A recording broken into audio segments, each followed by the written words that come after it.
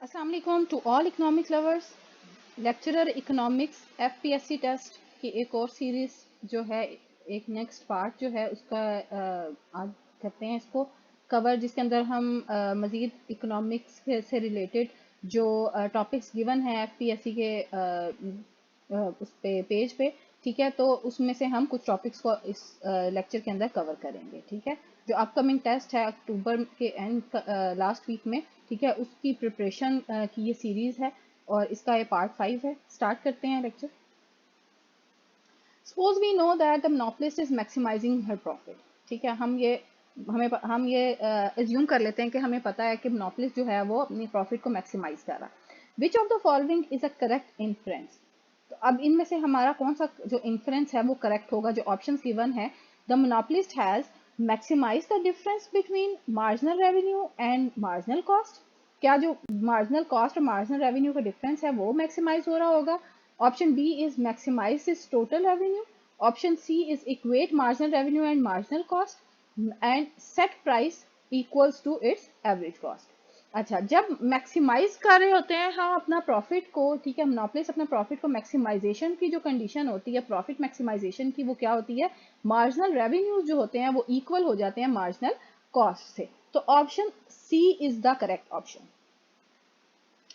Next देखते हैं जी, in a monopoly marginal revenue is, monopoly के अंदर मार्जिनल रेवेन्यू जो है वो क्या है? Option A is less than price at low level of output and greater than price at higher levels of output. B option is always greater than price. C lower than price for all units other than the first. And D option is always equal to price. Monopoly में marginal revenues जो होते हैं वो हमेशा जो marginal cost होती है उससे कम होते हैं, ठीक है। लोअर देन प्राइस से कम होते हैं for all units other than the first unit. Option C is the correct option. An industry that realizes such large economies of scale is in producing its product that single firm production of that good or service is most efficient is called। ऐसी industry जो कि realise करती है कि economies of scale, economies of scale ये होता है कि एडिशनल यूनिट ऑफ प्रोडक्शन के ऊपर कॉस्ट आपको कम पड़ रही होती है, ठीक है। ये इसको हम इकोनॉमीज ऑफ स्केल का कॉन्सेप्ट कहते हैं। इन प्रोड्यूसिंग इट्स प्रोडक्ट, अपनी प्रोडक्ट्स की प्रोडक्शन के अंदर, ठीक है, that single form production of that good is और सर्विस इज मोस्ट एफिशिएंट, ठीक है। तो जो सिंगल प्रोडक्ट है उस फॉर्म की, सिंगल फॉर्म प्रोडक्शन है, ठीक है, और किसी भी एक गुड की और या सर्विस की वो मोस्ट एफिशिएंट होगी, तो उसको हम नेचुरल मोनोपोली कहते हैं, ठीक है। ऐसी इंडस्ट्री जो कि रियलाइज करे कि इतने लार्ज इकोनॉमीज ऑफ स्केल के साथ अगर वो अपनी गुड को प्रोड्यूस कर रही है और सिंगल फर्म भी उस प्रोडक्शन में, उस गुड की प्रोडक्शन में या सर्विसेज की प्रोडक्शन में इन्वॉल्व है, तो हम उसको नेचुरल मोनोपोली का नाम देते हैं। Monopolistic competition differs from perfect competition primarily because, अब दोनों में डिफरेंस क्या है मोनोपोलिस्टिक कंपटीशन में और परफेक्ट कंपटीशन के अंदर? के नंबर ए ऑप्शन है is in perfect competition firms can differentiate their products. Option B is in monopolistic competition, firms can differentiate their product. In monopolistic competition, there are relatively few firms. In perfect competition, no barrier of entry. ठीक है, हर option को थोड़ा सा detail में देख लेते हैं ताकि हमारा कॉन्सेप्ट जो है वो रिवाइज हो जाए सारा। अच्छा, परफेक्ट कंपटीशन जो होता है उसमें क्या, उसकी क्या ऑप्शन होती है कि जो परफेक्ट कंपटीशन है उसमें फर्म्स जो हैं वो अपनी प्रोडक्ट होमोजीनियस रखती हैं, ठीक है। So option A is incorrect. Option B देखते हैं, मोनोपोलिस्टिक कंपटीशन के अंदर फर्म्स जो हैं वो डिफरेंशिएट कर देती हैं अपनी प्रोडक्ट, ठीक है। कंपटीशन जब होता है तो हम अपनी प्रोडक्ट्स को होमोजीनियस रखते हैं, और जब मोनोपोलिस्टिक कंपटीशन होगा तो फर्म्स जो है वो अपनी प्रोडक्शन को डिफरेंशिएट, आउटपुट को डिफरेंशिएट करती हैं। ऑप्शन सी अगर देखें तो in monopolistic competition there are relatively few firms, ठीक है। मोनोपोलिस्टिक के कंपटीशन के अंदर कम फॉर्म्स होती हैं, ठीक है, नहीं ज्यादा भी हो सकती हैं। और option D is in perfect competition no barriers of entry, perfect competition के अंदर हमेशा जो है वो कोई बैरियर नहीं होता एंट्री का, ठीक है। सो ऑप्शन बी जो है वो करेक्ट ऑप्शन है कि सॉरी, परफेक्ट कंपटीशन जो है उसके अंदर बैरियर होता है एंट्री का, ठीक है। हर फॉर्म जो है वो एंटर नहीं हो सकती शॉर्ट रन के अंदर। ठीक। तो ऑप्शन बी जो है, in monopolistic competition firms can differentiate their products is the correct option. How can a government regulate a monopoly firm making supernormal profit so that socially optimal outcomes obtain. अब कोई government जो है वो किस तरह regulate कर सकती है मोनोपोली को, मेकिंग सुपर नॉर्मल प्रॉफिट, ठीक है, सो कि सोशली ऑप्टिमल आउटकम्स जो है वो उससे ऑब्टेन हो सकें। Option A is set the firms price and quantity both corresponding to the point where marginal cost curve intersect average cost curve from below. Option B is set the firm's price and quantity corresponding to the point where marginal cost curve intersect marginal revenue curve from below. ठीक है। Option C is set the firm's price corresponding to point where marginal curve intersects the average cost curve and average cost curve greater than marginal revenue after that point.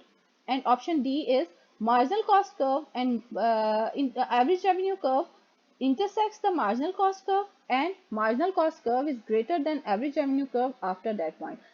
इस जो MCQ है इसको आप graph के through जो है वो clarify कर सकते हैं कि अगर आप ग्राफ देखें मार्जिनल रेवेन्यू और जो मार्जिनल कॉस्ट है और एवरेज कॉस्ट का, तो जहाँ पे वो इंटरसेक्ट कर रहे होते हैं आपस में, ठीक है, और फिर जो एवरेज कॉस्ट कर्व होता है वो बिलो से इंटरसेक्ट कर रहा होता है मार्जिनल कॉस्ट कर्व को, तो उस पॉइंट को हम कहते हैं कि फर्म जो है उसका ऑप्टिमल पॉइंट है प्रोडक्शन का।